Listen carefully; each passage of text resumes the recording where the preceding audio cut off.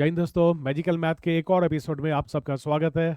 आज हम लोग डिस्कस करेंगे क्वाड्रेटिक इक्वेशन। क्वाड्रेटिक इक्वेशन का पहला वीडियो हम लोग देख चुके हैं। इसका लिंक भी हम लोग डिस्क्रिप्शन में डाल देंगे। जो लोग नहीं देखे हो पहले इस वीडियो को देख लेना। आज हम लोग क्वाड्रेटिक इक्वेशन में जो डिस्कस करेंगे वो हम लोग का रहेगा मेन टॉपिक। हम लोग का आज रहेगा डिस्क्रिमिनेंट। तो डिस्क्रिमिनेंट को कैसे हम लोग उसके ऊपर डील करेंगे। डिस्क्रिमिनेंट उसके बारे में हम लोग आपको बताए थे। डिस्क्रिमिनेंट एक कार के स्टीयरिंग की तरह बिहेव करता है।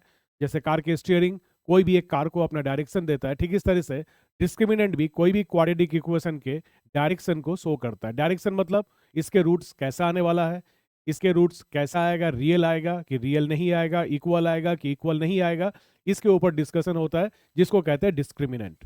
तो डिस्क्रिमिनेंट को देखने के लिए हम लोग जानते हैं डिस्क्रिमिनेंट का वैल्यू होता है बी स्क्वायर माइनस 4ac, है ना। D equals to B square minus 4ac। उसको आज हम लोग देखने वाले हैं। तो आज हम लोग देखेंगे इस जगह पे कि हमारे पास जो चीज हमको आज याद रखना चाहिए वो चीज क्या क्या है। हम लोग को याद रखना चाहिए क्वाड्रेटिक इक्वेशन के डिस्क्रिमिनेंट के बारे में। D is equals to B square minus 4ac। D is equals to B, तो d is equals to B square minus 4ac, ये है एक कोई भी डिस्क्रिमिनेंट का फॉर्मूला। ठीक है, इसी से हम लोग आगे क्वेश्चन को बढ़ाएंगे। तीन केस होता है डिस्क्रिमिनेंट में। क्या क्या केस होता है एक बार हम लोग उसको रिकॉल कर लेते हैं। क्या क्या केस। पहला केस आप देखो, केस 1 में जब d का वैल्यू 0 से कम हो, when d is less than 0, d का वैल्यू 0 से कम यानी नेगेटिव में। अगर d मतलब क्या होता है बी स्क्वायर माइनस 4ac। अगर कंपेयर करके हम ए बी सी निकाल लिए और मुझे पता चला कि ये तो नेगेटिव में आ गया, जब नेगेटिव में आ जाएगा तो इसका कोई भी रियल रूट्स नहीं होगा, it has no real roots. उस केस में ये कंडीशन आपको याद रखना है हर समय में। सेकंड कंडीशन क्या है कि जब d का वैल्यू 0 आएगा, when d is equals to 0, तब क्या हो सकता है। सबसे इंपॉर्टेंट और सबसे ज्यादा इंटरेस्टिंग यही पार्ट है। जब d का वैल्यू 0 आएगा तो इक्वेशन का रूट्स रियल तो होगा ही, साथ में ये इक्वल भी होगा। ठीक है। और तीसरा कंडीशन क्या है कि जब d का वैल्यू 0 से ज्यादा हो, उस केस में इक्वेशन का रूट्स रियल भी होगा और अनइक्वल। अनइक्वल को कभी कभी डिस्टिंक्ट भी कहा जाता है। तो इस तरीके से तीन कंडीशन आप लोगों को हर समय दिमाग में रखना पड़ेगा। ये तीन कंडीशन के ऊपर ही सारा टॉपिक आज रुका हुआ है। आप लोग इसका एक बार स्क्रीनशॉट लेके रखो, तब तक हम लोग आगे क्वेश्चन की तरफ बढ़ेंगे। आज हम लोग का जो पहला क्वेश्चन हम लोग डील करेंगे वो है find the roots of the equation this. इसके रूट्स निकालो। रूट्स निकालने का प्रोसेस हम लोग पिछले वीडियो में भी डिस्कस किए थे। ठीक है, आज हम लोग फिर से इसको एक बार रिकॉल कर लेते हैं। शुरू में कुछ हम लोग पुराना चीज को रिकॉल कर लेते हैं, तब जाके हम लोग आज के वीडियो को बढ़िया ढंग से स्टार्ट करेंगे। तो ये हमारे पास एक इक्वेशन दिया हुआ है, बोल रहा है कि आप इसका वैल्यू सॉल्व करके बताओ क्या होगा। तो ये इक्वेशन को रखने के पीछे मेरा इस खास मकसद है। अब देखो ये एक ट्रिकी क्वेश्चन है। आमतौर पे जिसका प्रैक्टिस सही ढंग से नहीं हो रहा है मैथ में, वो क्या करने जाएगा इस क्वेश्चन को, इसको सीधा एलसीएम लेके बनाने जाएगा और काफी बड़ा हो जाएगा। नहीं बनेगा ऐसा मैं नहीं कर रहा हूं, बनेगा जरूर, लेकिन काफी बड़ा हो जाएगा, आपको दिक्कत आ सकती है। क्योंकि एग्जाम हॉल में जब अंडर प्रेशर रहोगे कि जल्दी हमको बनाना है, कंप्लीट करना है, उस समय अगर कोई बड़ा कैलकुलेशन मिल जाए तो आपको हो सकता है उस समय आपको कुछ तकलीफ हो, आप एरर भी कर बैठ सकते हो। तो उससे बचने के लिए एक ट्रिक यहाँ पर हम लोग थोड़ा सा ट्रिकी वे में चलेंगे। क्या चलेंगे हम लोग, ये देखो ये दोनों है लाइक टर्म, बढ़िया से ध्यान दो, ये दोनों एक जैसा टर्म है। 3x माइनस 4/7 और 7/3x माइनस 4, ऐसे टर्म को कहते हैं होमोजीनियस टर्म, है ना, एक जैसा टर्म है। तो ये लाइक टर्म को हम लोग कुछ एज्यूम कर लेंगे। एज्यूम करने पे इक्वेशन छोटा हो जाएगा, छोटा होने के बाद हम लोग सॉल्व कर लेंगे। देखते हैं, हम लोग यहां पर एज्यूम करते हैं कि let 3x minus 4/7 is equals to a। हम लोग इसको a एज्यूम करके रखते हैं। इसका वैल्यू a है, a कोई भी एक नंबर है। ठीक है, तो अगर 3x माइनस 4/7 a है तो 7/3x माइनस 4 क्या हो जाएगा, इसका रेसिप्रोकल जस्ट टूल था, यानी कि 1/a। तो इक्वेशन हमारे पास आ जाएगा a plus 1/a is equals to 5/2।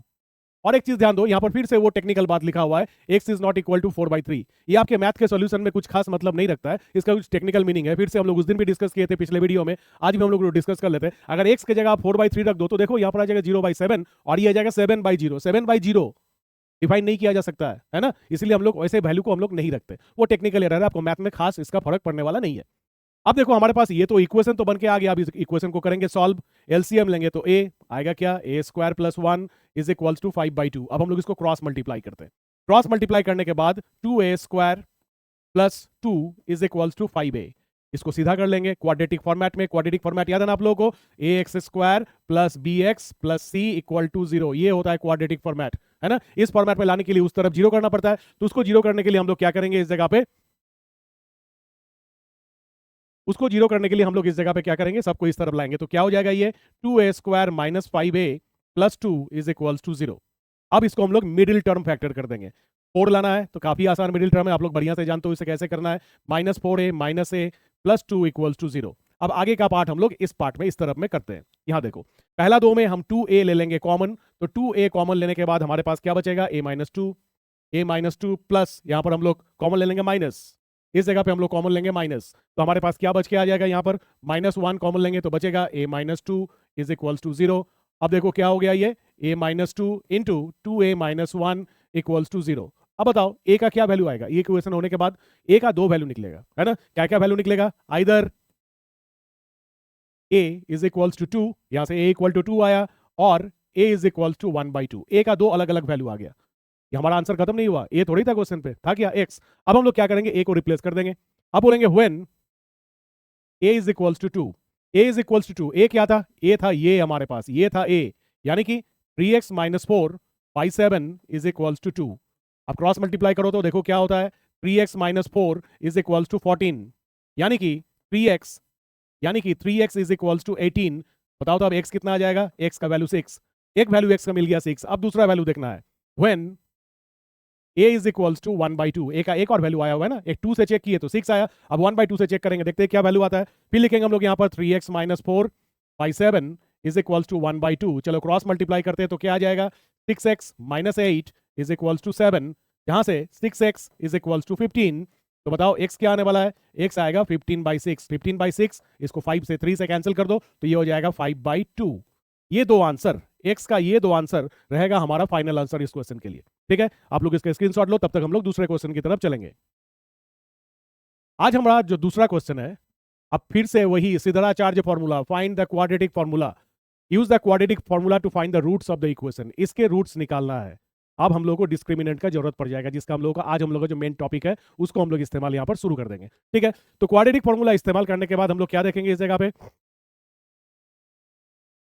Quadratic formula इस्तेमाल करके हम लोग यहाँ पर ए बी और सी को कंपेयर करके निकालेंगे। तो बताओ यहाँ पर कंपेयर करने से ए का वैल्यू कितना आता है, ए का वैल्यू आता है 9, बी का वैल्यू कितना आता है, बी का वैल्यू आता है -9 इंटू ए प्लस बी, राइट, याद है ना सबको। और सी का वैल्यू क्या आता है, सी का वैल्यू हो जाएगा 2a square plus 5ab plus 2b square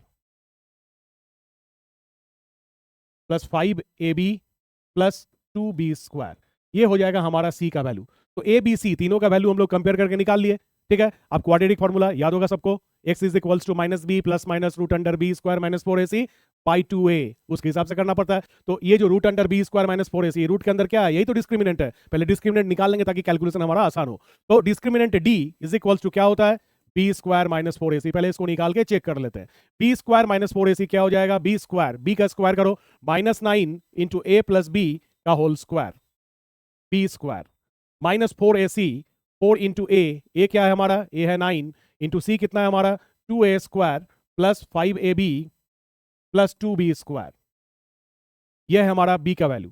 ठीक है, अब इसको कैलकुलेट करो तो ये हो जाएगा 81, देखो -9 का स्क्वायर करेंगे तो प्लस 81, और ये a प्लस बी का whole square, a plus B का होल स्क्वायर पता है आप लोगों को, a square plus 2ab plus b square minus 36 into, अब ब्रैकेट खोलो, यहां पर क्या हो जाएगा, अभी ब्रैकेट में रहने देते, अगले लाइन पर ब्रैकेट से निकालेंगे, plus 5ab plus 2b square. ठीक है, तो ये क्या निकल गया हमारे पास। अब पूरे के ब्रैकेट ऑफ कर देंगे, देखते हैं क्या आता है, 81a square plus 162ab plus 81b square minus 72a square minus 180ab minus 72b square, है ना। अब इसको अगर हम लोग कैलकुलेट करेंगे तो देखो 81a square minus 72a square कितना आता है, चलो डी को कंटिन्यू करते हैं तो हो जाता है हमारे पास 9a स्क्वायर। चलो अब 2ab वाला टर्म को देखो, 162ab माइनस 180ab तो माइनस 18ab और 81b square minus 72b square यानी कि प्लस 9b स्क्वायर। अब समझ रहे हो यहां पर क्या हो गया, 9 ले लो कॉमन, क्या बचेगा, a square minus 2ab plus b square, यानी कि 3 इंटू ए माइनस बी का होल स्क्वायर, 9 के लिए 3 और पूरे ब्रैकेट के लिए होल स्क्वायर। तो ये हमारे पास आ गया डी का वैल्यू। डी का वैल्यू जब हमको पता चल गया, ए और बी तो पहले से पता था, सी भी पहले से पता था, अब डी का वैल्यू भी हम लोगों को पता चल गया। अब हम लोग सिद्धराचार्य के सरल में चल जाएंगे और क्वाड्रेटिक फॉर्मूला के रूप में जो हम लोग जानते हैं उसको लिख देंगे, तुरंत हमारे पास सॉल्यूशन रिफाइन होकर आ जाएगा। ठीक है, इसको सॉल्व करने के लिए हम लोग क्या करते हैं, x is equals to minus B plus minus root under D by 2a। आप बोलोगे सर आप तो वहां पर रूट अंडर कुछ और लिखा है। अरे भाई वही तो डी का वैल्यू है, बी स्क्वायर माइनस 4ac, उसको रिप्लेस करके आप शॉर्ट में लिख रहे हैं डी। अब सबका वैल्यू हम लोग एक एक करके डालेंगे, देखते हैं क्या था बी का वैल्यू। बी का वैल्यू था -9 इंटू ए प्लस बी। चलो तो माइनस बी है तो +9 इंटू ए प्लस बी, ये हो गया plus minus root under D. अभी हमने निकाला था क्या निकाला था डी का वैल्यू, देखो डी का वैल्यू ये आया था हमारे पास, है ना। इसको हम लोग लग देंगे 3 इंटू ए माइनस बी का होल स्क्वायर, 3 इंटू ए माइनस बी का whole square by 2a, 2 into A. देखो भाई ए का वैल्यू क्या था, ए का वैल्यू था 9, रख दो उसमें ए का वैल्यू 9। अब इसको सिंप्लीफाई करते जाओ तो हमारे पास क्या निकल के आएगा इस जगह पे, देखो तो ये हो जाएगा 9 into A plus B plus 3 into A minus B by 18। क्या किया हमने x का वैल्यू लिया तो यहां पर लिख दो आइदर। अब हमको लिखना होगा either x is equals to, x का वैल्यू या तो प्लस वाला आएगा, पहले प्लस वाला निकाल के दिखा देते आपको क्या आएगा, 9a plus 9b plus 3a minus 3b by 18। अब देखो क्या आ गया, 9a प्लस 3a 12a, तो ये हो गया 12a और 9b minus 3b plus 6b by 18। चलो यहां से हम लोग क्या करते हैं, 6 को कॉमन लेते हैं तो क्या बचेगा 2a प्लस b बाई 18। काट दो इसको 3 बार में, एक वैल्यू x का ये आया। दूसरा वैल्यू इस तरफ करते हैं और कहां से, ये लाइन तो सबके लिए सेम है, इसके बाद x का एक वैल्यू ये आया था, x का दूसरा वैल्यू में यहां पर माइनस कर देंगे और x is equals to 9 into A plus b minus 3 into A minus B by 18। तो ये निकल के आएगा 9a plus 9b minus 3a plus 3b by 18। अब देखो अब क्या हो जाता है, ये होता है 6a प्लस 12b, जस्ट उसका उल्टा देखो तो बाई 18। फिर से 6 को कॉमन ले लेते हैं, क्या बचेगा a प्लस 2b बचेगा, नीचे क्या आएगा 18, 18 और 6 फिर से कटेगा, ये आ जाएगा 3। तो ये रहेगा हमारा दो आंसर, ठीक है। तो इस तरह से क्वाड्रेटिक फॉर्मूला का इस्तेमाल करके देखो, अगर इस क्वेश्चन को आप एक बार क्वेश्चन को फिर से देखो, इसे अगर फैक्टराइज करना रहता हो जाता, फैक्टराइज भी हो जाता, लेकिन फैक्टराइज करना काफी कठिन होता है ना, इसलिए हम लोग इसको दूसरे ढंग से किया। आप लोग इसका भी स्क्रीनशॉट ले लो और ये नेक्स्ट पेज इसका भी स्क्रीनशॉट लेके रखो, दोनों पेज का स्क्रीनशॉट रख लो। अब हम लोग जाते हैं आज के थर्ड क्वेश्चन पे। अब डी का प्रॉपर यूज हम लोग करेंगे, डी मतलब discriminant. Find the value of K for which the roots of the equation this are equal. Roots equal कब होता है, कंडीशन 2 पे, जब डी का वैल्यू 0 है। डी का वैल्यू 0, पहले डी निकाले तब ना पता चलेगा डी है क्या। तो चलो हम लोग कंपेयर करके पहले निकालते हैं, ए कितना होगा, जल्दी से बताओ ए कितना होने वाला है। ए तो अभी होगा ही नहीं, क्यों नहीं होगा, ए को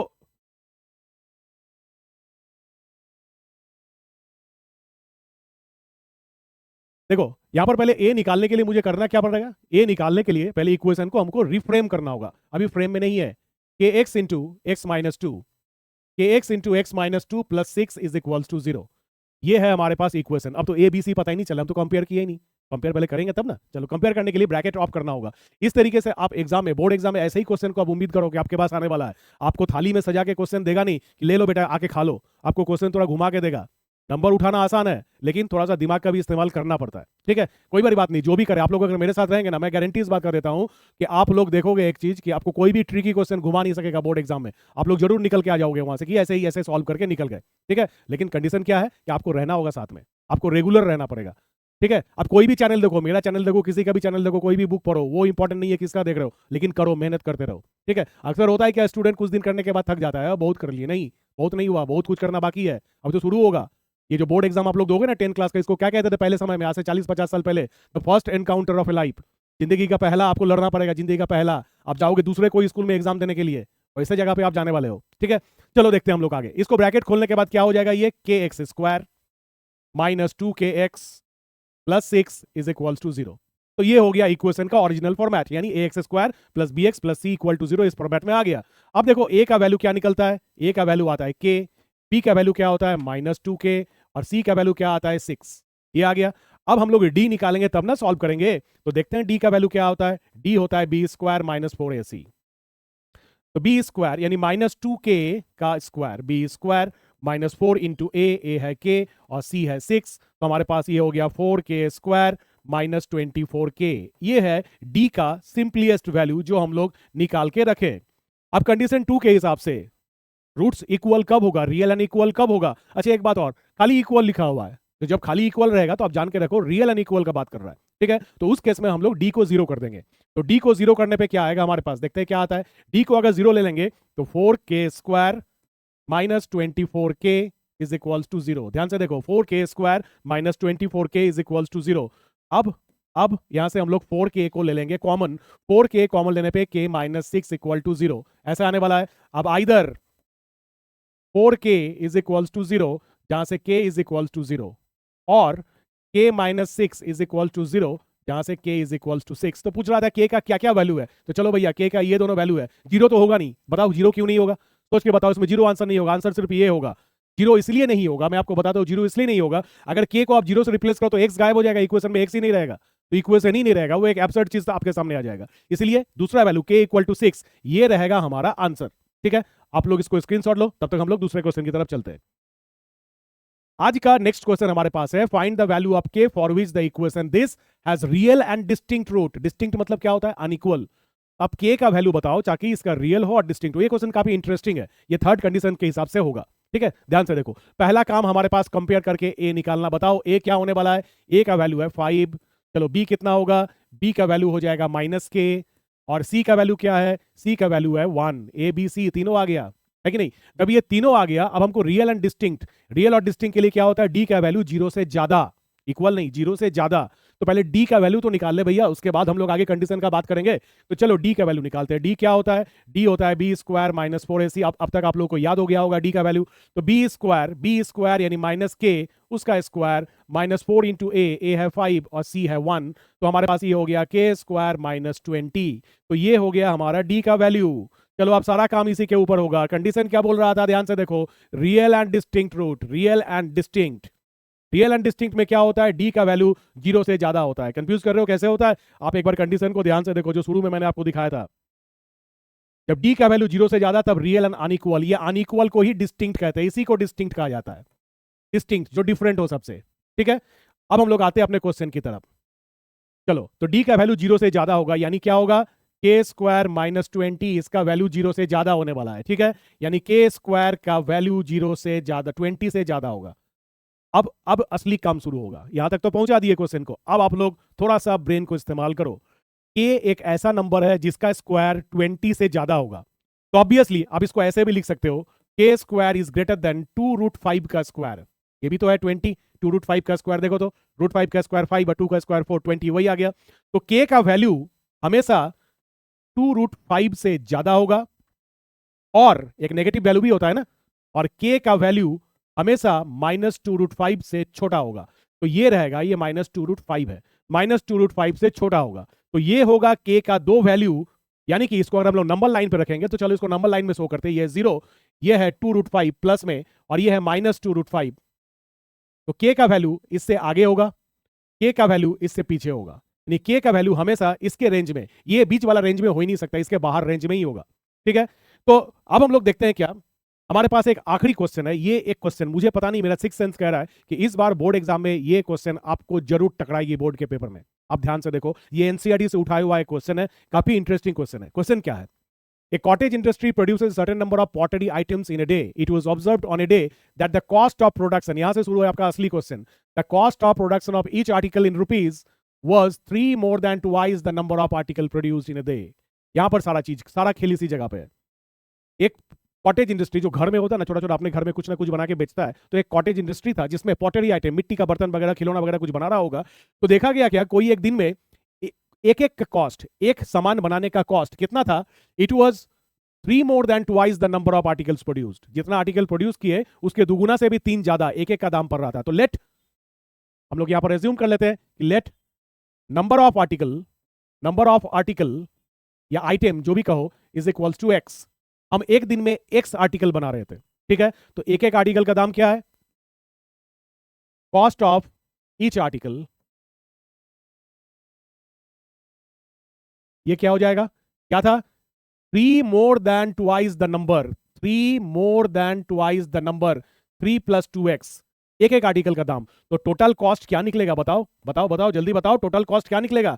मान के चलो कि आप 10 आर्टिकल बना रहे हो, ठीक है, एक एक आर्टिकल का दाम है 5 रुपया, तो कितना कॉस्टिंग हुआ टोटल, 50 रुपया। 50 कहां से आया, 50 कहां से आया, 10 और 5 को मल्टीप्लाई करके। तो यहां पर x है नंबर ऑफ आर्टिकल और 3 plus 2x है कॉस्ट ऑफ ईच आर्टिकल। तो टोटल कॉस्ट दोनों को मल्टीप्लाई कर दो, x इंटू 3 plus 2x, ये आने वाला है हमारे पास। इसको ब्रैकेट खोल के देखो तो क्या होता है, 3x plus 2x square, 3x plus ये हो जाएगा 2x स्क्वायर। तो ये हो गया हम लोग का टोटल कॉस्ट। और क्वेश्चन क्या बोल रहा है? क्वेश्चन बोल रहा है कि भैया वो टोटल कॉस्ट उस दिन में था 90 रुपीज। टोटल कॉस्ट उस दिन में कितना था? 90 रुपीज। तो इसका वैल्यू 90 होना चाहिए। तो इसको हम लोग लिखेंगे 2x square plus 3x is equals to 90। तो ये बन के आया मेरे पास 2x square plus 3x minus 90 is equals to 0। अब आगे हम लोग के ग्रिप में, हम लोग अपने कंफर्टेबल जोन में घुस गए। अब इसको फैक्टराइज करो, आंसर निकालो। तो इसको हम लोग मिडिल टर्म फैक्टर कर देंगे, 2x square plus 15x minus 12x minus 90 is equal to 0। चलो यहां से कॉमन लेते हैं x, क्या बचेगा? 2x plus 15। यहां से 6 कॉमन लेते हैं, क्या बचेगा? 2x plus 15 is equal to 0। यानी कि क्या बन के आएगा ये? 2x plus 15 into x minus 6 is equal to 0। तो आइदर में 2x is equal to minus 15, जहां से x का वैल्यू माइनस 15/2 जो कि पॉसिबल नहीं है हमारे लिए। तो x का वैल्यू आ जाएगा 6। यानी कितना नंबर हमने प्रोड्यूस किया था उस दिन? हमारे पास 6 आर्टिकल ही प्रोड्यूस हो पाया था। तो ये क्वेश्चन को ध्यान से आप लोग देखोगे, आप लोग इसका स्क्रीनशॉट ले लो। तो ये था क्वाड्रेटिक इक्वेशन के ऊपर एक दूसरा वीडियो, पहला वीडियो भी डाला हुआ है। मैं फिर से कह रहा हूं, जो लोग पहला वीडियो नहीं देखे हो, लिंक में हम डिस्क्रिप्शन में लिंक डालेंगे, आप लोग जरूर उसको देख लेंगे। ठीक है, उसके बाद इस वीडियो को देखेंगे तब आपको अच्छा लगेगा। ठीक है, मिलते हैं फिर नेक्स्ट वीडियो में, तब तक जय हिंद।